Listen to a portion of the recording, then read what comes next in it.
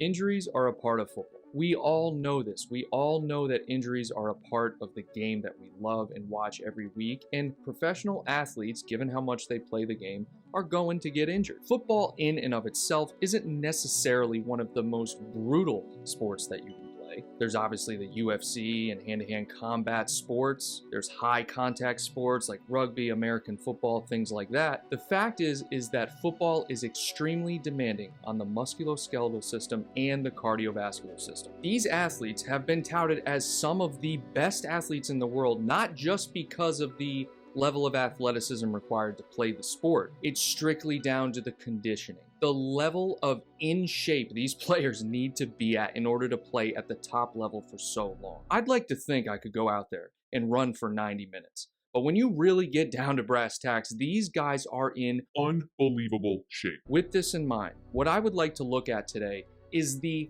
iceberg that now is the sheer volume of football and just insane amount of work that these professional athletes are asked to do on a year-to-year basis, and the subsequent impact that these injuries have on each team's place in their respective leagues in Europe and also in their overall success. Being a Liverpool fan myself, I'd like to look at Liverpool because that's the one that hits home, but by no means am I saying that Liverpool Football Club is the only club going through what we deem as an injury crisis right now. In fact, I'll get into all of that here shortly in this video. European football players are asked to play an absurd amount of football games, especially if they play international football. In fact, in the research I've done with this video, several articles suggest that the max amount a player could end up participating in between club and country can be up to 70 matches in one season, which ends up being roughly one match every 5 days. I'm just gonna come out and say it, but money talks. The more matches that players play,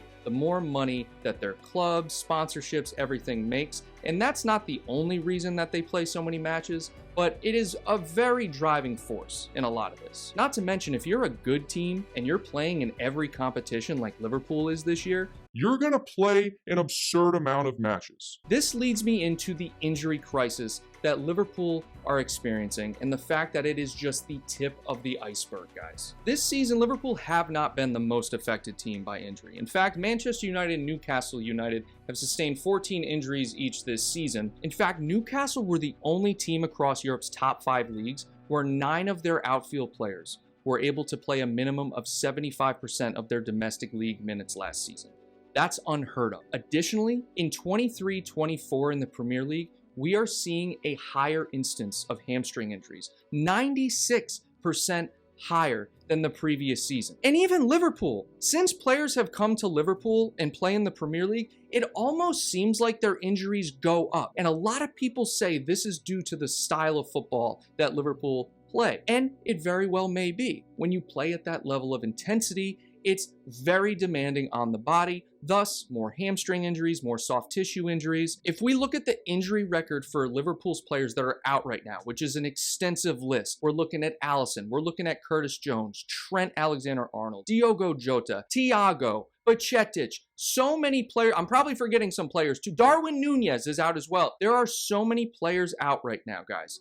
And some of it's unlucky, but honestly, let's just look at the pattern that is appearing. Look at Diogo Jota's injury history prior to coming to Liverpool Football Club. He had 5 games miss here, 7 there, 5, 7, 2, 4, right? And this is spanning over the course of about 5 or 6 years. Since coming to Liverpool in this 2020-21 season, he has been out for 95 days in his first season, a good season the next season with 14 days out, 147 days the next season, and 30 days this season. Not to mention the fact that he's going to be out for another 2 months with another ligament injury that just happened. Trent Alexander-Arnold, it's not so much the duration that he's been out. It's more so how often he's been out. Let's just start from 2021, okay? Calf injury, 8 games. Hamstring injury, 8 games. Muscular problems, 4 games. Not going to do the COVID thing. Another hamstring injury, 14 days. Ankle problems, 5 days. Hamstring, torn lateral knee ligament, knee problems. These are overuse injuries. Curtis Jones, perhaps the most unlucky of them all. Look at this. Every season, this man has missed at least 30 days, sometimes missing upwards of 15 games throughout the season. 2021-22, 61 days out. Following season, 42. The season after that, 39. By far the most mind-blowing is Alisson Becker. How? Somebody explain to me how a goalkeeper gets injured as much as Alisson Becker. Look at Alisson's injury history prior to coming to Liverpool. It is virtually non-existent. He was out for a total of 19 days in his career prior to coming to Liverpool. Since coming to Liverpool, I don't want to laugh because it's not funny, he has missed 147 days in the 1920 season, 43 days in 2021, 7 days 2 seasons ago. Luckily, he wasn't injured at all the previous season, but now 20 days this year, and he's kind of just been on and off. No goalkeeper should be injured that much. I'm sorry, I know you're diving, I know you're hitting the ground, but you should not be injured that much. Don't even get me started on Keita.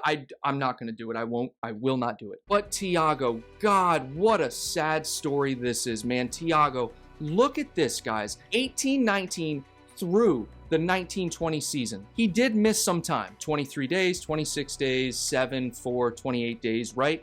That's over the span of 2 years. So yes, he had some injuries, but it is unbelievable. Look at how much time he has missed at Liverpool Football Club, okay? If I'm looking at I don't even want to look at the total. I don't even want to add it up. He missed an entire freaking season. Look at the numbers. These are not a coincidence. These aren't just injury-prone players, because it's not just Liverpool going through this. Every team is going through this. Some more than others, some less than others. The fact is, these players are playing too much football at too high of a frequency. Some people may ask, well, what are we going to do with all the competitions, right? What are we going to do with the League Cup and the FA Cup and the league games and the Champions League and the Europa League? I personally don't think that is necessarily the problem. I think the biggest problem is the travel that these guys do in conjunction with playing international football during the season. These players cannot do it. We are never going to see a downtick in injuries. It has nothing to do with the training staff. It has nothing to do with the medical staff. These players are strictly being overworked. I am very much aware. It is an absolute honor to play for your country, and most of these players would rather play for their country than their club. Just to be frank, I mean, they love their countries. They love playing for their countries. Why do you think it's all coming to a head right now in the middle of the season for Liverpool? It's because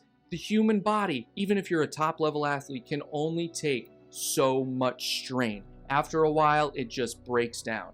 I don't care how healthy you are. I don't care how in shape you are. I don't care what kind of genetics you have. You can only do so much before you need a long recovery period. Thus, it is only going to get worse from here. Jurgen Klopp said this a few years back. He probably says it every single season, that the scheduling is too much for these players. And people look at that and say, oh, he's just complaining, right?